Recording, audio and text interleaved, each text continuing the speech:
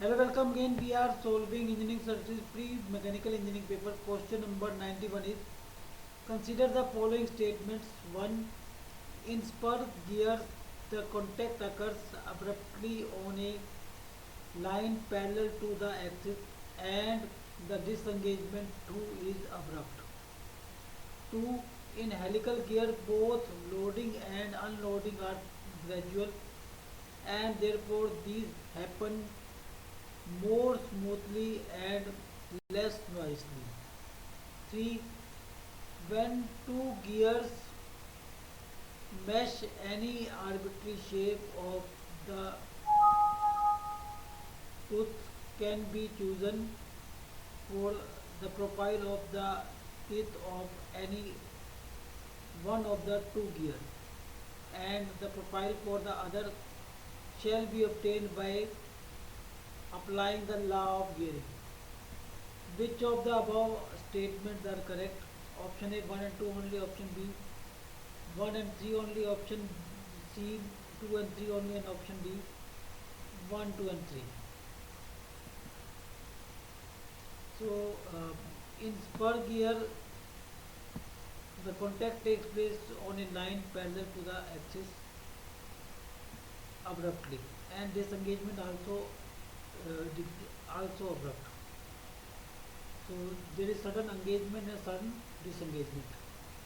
So in helical gear, the loading and unloading is gradual, and therefore the action is more smooth and less noisy. So first two statements, that is in spur gear the contact occurs abruptly on a line parallel to the axis and disengagement to it abrupt. So that is correct for spur gear, but for helical gear the gradual loading and unloading are there. So it is smooth and less noisy as compared to spur gear. So first two statements are correct, and third statement is if we have one gear taken arbitrarily, then other gear can be manufactured according to that gear.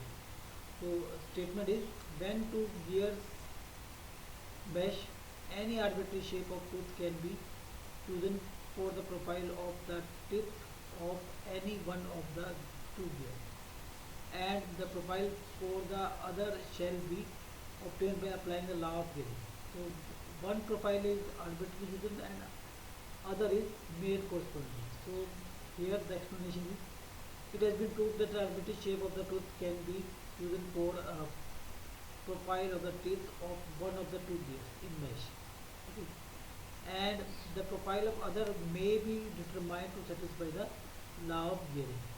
So one is for first gear, that is arbitrary gear, and second law can be second gear can be manufactured to satisfy the law of gearing. Such teeth are called conjugate teeth. Okay, so such teeth are conjugate teeth.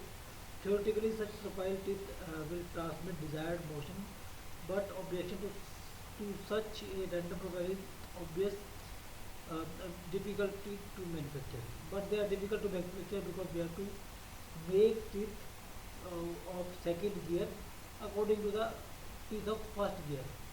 So that is very difficult to manufacture. So, but it will satisfy the law of gearing and all other. So these are called conjugate teeth. So third statement is also correct.